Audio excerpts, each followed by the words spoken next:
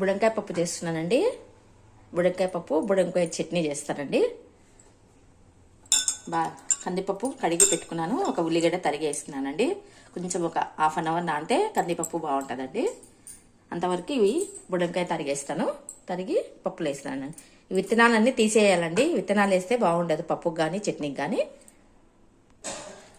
ఆ బుడంకాయ విత్తనాలన్నీ తీసి ఒక అర్ధగంట సేపు పప్పు నానబెట్టినానండి. ఉల్లిగడ్డ వేస్తే పప్పుకు బాగుంటుంది, లేకుంటే బాగుండదు. ఒక హాఫ్ అన్ అవర్ ఉన్నాక కుక్కర్ పెట్టేస్తానండి. ఇంత హాఫ్ చట్నీ చేస్తానండి, బాగుంటుంది. తీసుకోవాలండి.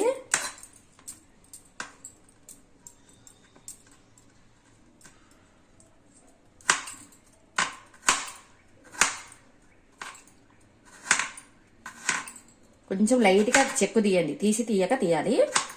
మరి ఎక్కువ ఉంటే కూడా బాగుండదండి. చెక్కు అక్కడక్కడ ఉండాలి. కొంచెం ఇంకా గట్టిది అయితే బుడంకాయ ఇంకా బాగుంటుందండి. ఇది కొంచెం మెత్తగా ఉంది. ఇప్పటికి మాత్రమే కలుపుతున్నానండి, బాగుంటుంది. చేదనేది చూసి చేయండి. చేదుందా అనేది చూసి చేసుకోండి. చిన్న చిన్న పీసెస్ చేసుకోండి. ఇట్లా చిన్న చిన్నగా పీసెస్ చేసుకోవాలండి. చిన్నగా కట్ చేసుకోండి. ఇప్పటికి తినేదానికి బాగుంటుందండి. కొంచెం ఊరబెట్టుకుంటామంటే కొంచెం పెద్ద పీసెస్ చేసుకోవచ్చు. ఇప్పుడు తినాలంటే కొంచెమే చేస్తున్నానండి. ఒక పూటకి ఇంత చిన్న చిన్న పీసెస్ చేస్తే చాలా బాగుంటుంది.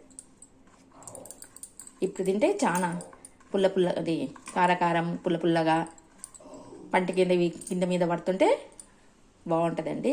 పప్పు కాంబినేషన్లో ఇవి కలుపుతానండి. చిన్న స్పూన్ అండి, ఇవి చాలా చిన్నగా ఉన్నాయి స్పూన్లు. కొంచెమే ఉంది కదా. 2 స్పూన్లు కారం అండి. ఎంత చిన్న స్పూన్లు చూడండి. 1 స్పూన్ ఉప్పు అండి.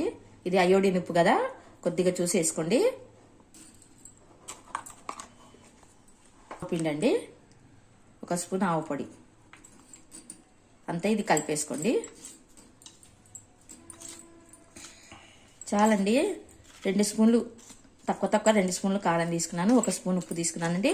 1 స్పూన్ ఆవు పిండి కలిపినాను. మొత్తం ఇది అంతా కలిపేసుకోండి.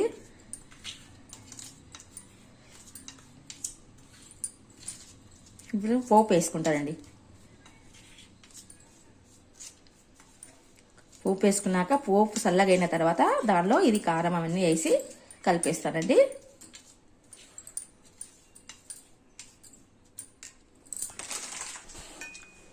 ఆయిల్ పెట్టుకున్నానండి చట్నీకి.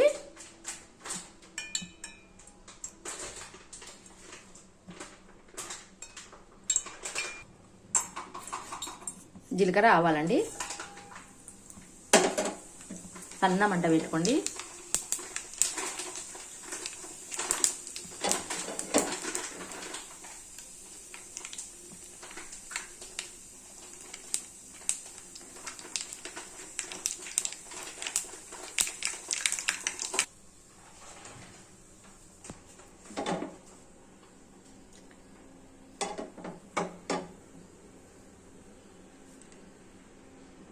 జీలకర్ర మెంతపొడి అండి, 1 పావు స్పూన్ అండి. పావు స్పూన్ కంటే తక్కువనే జీలకర్ర మెంతపొడి అండి. ఈ నూనెలో మగ్గిపోవాలి.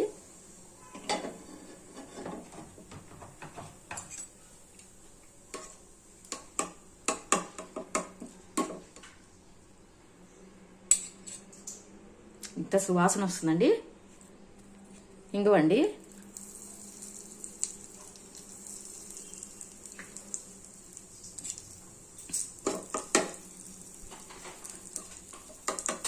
చట్నీల కంటేనే ఇంగువ ఉండాలండి, బాగుంటుంది. బంద్ చేసేసినానండి.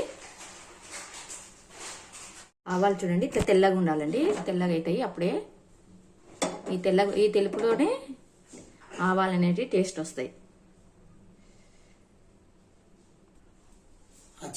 ఇది తీసా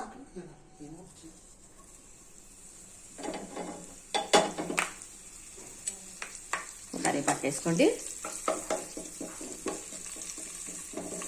ఇష్టమండి, మీరు కరివేపాకు ఉంటే వేసుకోండి, లేకుంటే లేదు. ఎక్కువ కలిపినామంటే కరివేపాకు వద్దండి. కొంచెం కలిపినా కాబట్టి నేను కరివేపాకు వేసినానండి. ఎక్కువ చేసే వాళ్ళు మాత్రము కరివేపాకు వేసుకోకండి.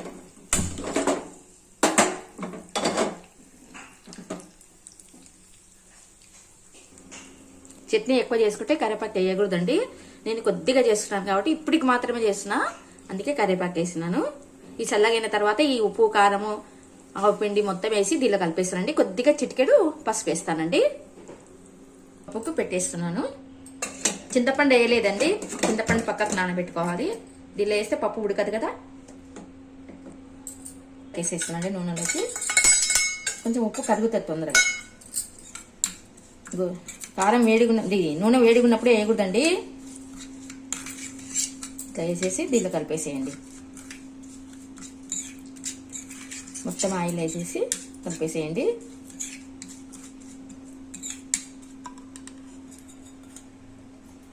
అంతా దీనిలో వేసేసినానండి. కలిపేసుకోవాలండి. సరిపోయిందండి ఉప్పు కారము.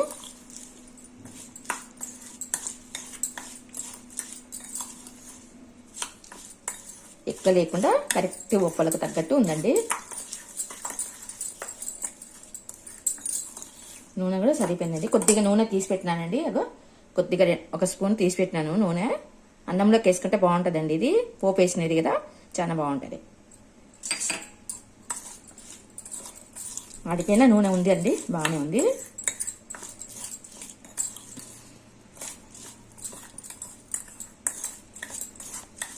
కావాలి కదా, పులుపు కోసం అండి నిమ్మకాయ వేస్తున్నాను. సగం నిమ్మకాయ వేస్తున్నాను. పెనంలోకి పిండి వేసుకోండి. విత్తనాలు అనేది పక్కకు తీసేయచ్చు.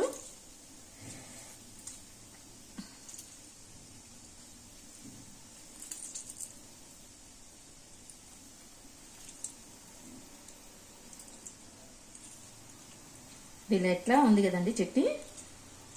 దీనిలో నిమ్మకాయ సగం నిమ్మకాయ వేస్తే బాగుంటుంది. విత్తనాలు తీసిస్తానండి.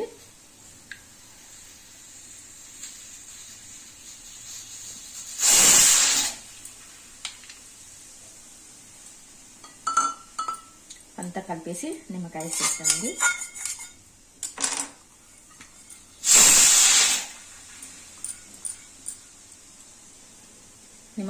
నిమ్మకాయ రసం వేసేసిన. అయిపోయిందండి, బుడంకాయ చట్నీ అయిపోయిందండి, చేసేసినాను. ఇది ఒక దానిలోకి ఒక గిన్నెలోకి తీసేస్తానండి. ఇప్పటికి అయిపోతుంది కాబట్టి గిన్నెలోకి తీస్తున్నానండి. చాలా బాగుంటుందండి బుడంకాయ చట్నీ. ఇలా చేసుకోండి, బాగుంటుంది. పచ్చికారంతో కూడా చేసి చూపిస్తానండి ఇంకో రోజు. పప్పుకు నూనె పెట్టుకున్నానండి. పోపుకి జీలకర్ర ఆవాలండి.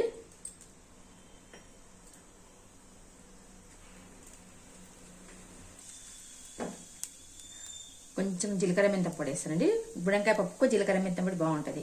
కొంచెం నూనెలో వేస్తే జీలకర్ర మెంతం పొడి వేయించినదేనండి. అది వేయించి పొడి వేసి పెట్టుకునేది. ఇదండి కొంచెం ఇంగువ. స్టవ్ తగ్గించుకోండి. ఇంగువ వేసిన తర్వాత కరివేపాకు వేస్తానండి. కరివేపాకు అండి. కరివేపాకు బాగా వేగిన తర్వాత చింతపండు వాటర్ వేసుకున్నామండి. చింతపండు వాటర్ దీంట్లోనే వేసేసి కారం అండి.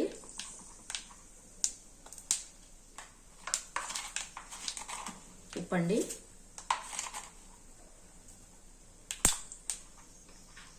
పసుపు అంతే వేయించండి. ఇప్పుడు ఇది వేగినాక కొంచెం వేగినాకండి, ఎక్కువసేపు వేపకండి, మాడిపోతుంది. కొంచెం వేపిన తర్వాత చింతపండు వాటర్ వేసుకుంటానండి.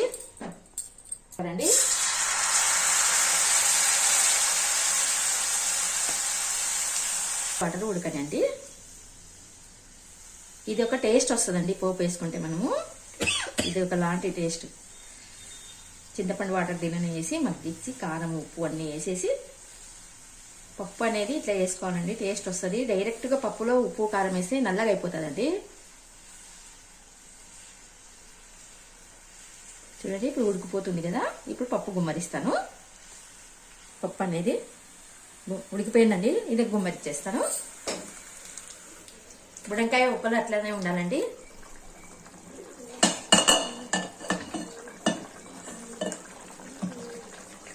ఉప్పలే ఉండాలండి బుడంకాయ.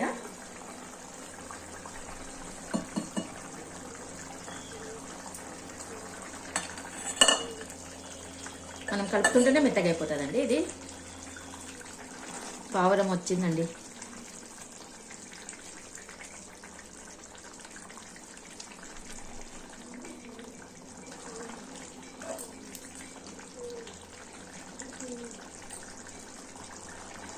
చూడండి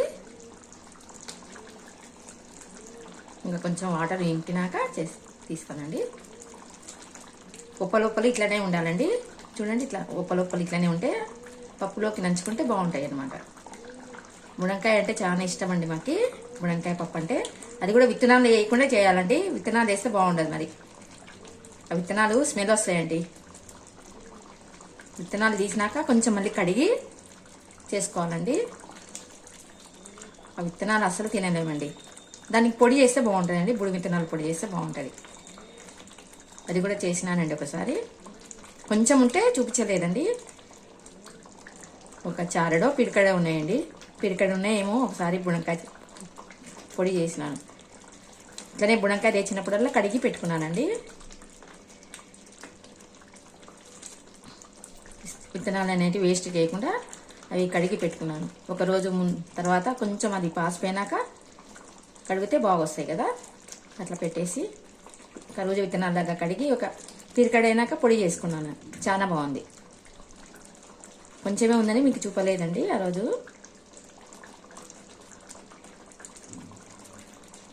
జొన్న సంకటికి బాగుంటుందండి బుడంకాయ విత్తనాలు అది పొడి. జొన్న సంకటికి చేస్తుంది మా అమ్మ. ఉల్లిగడ్డ కర్రీ, బుడి విత్తనాల పొడి అన్న చట్నీ అన్న. కొంచెం తీపి వేస్తే బాగుంటుంది. కొంచెం ఇంకా మగ్గాలండి.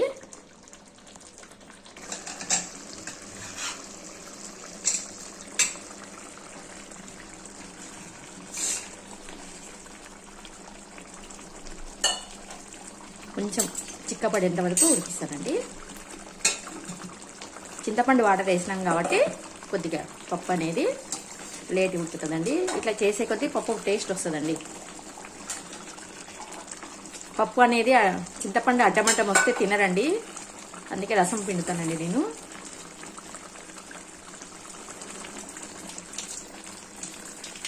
చూడండి దీంతో అంటే అయిపోయి మెత్తగా అయిపోతుంది.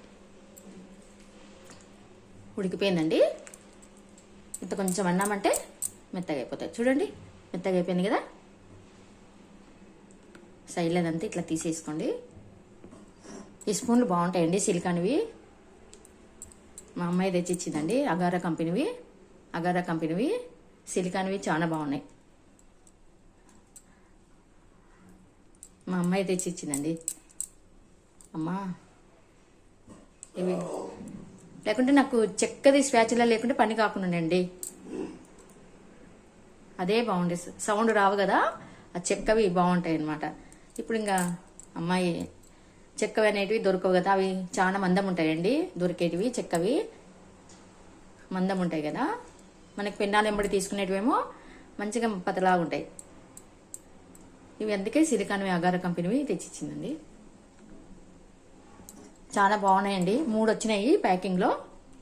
ఒకటి జారిగడ్డలాగా, ఒకటేమో ఇది, ఇంకొకటి ప్రెస్ చేసి ఏంటనిక వాటికి బాగుంటాయి కదా.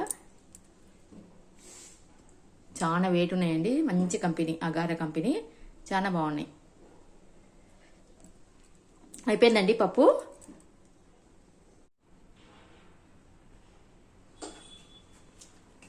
అయిపోయిందండి మొత్తం.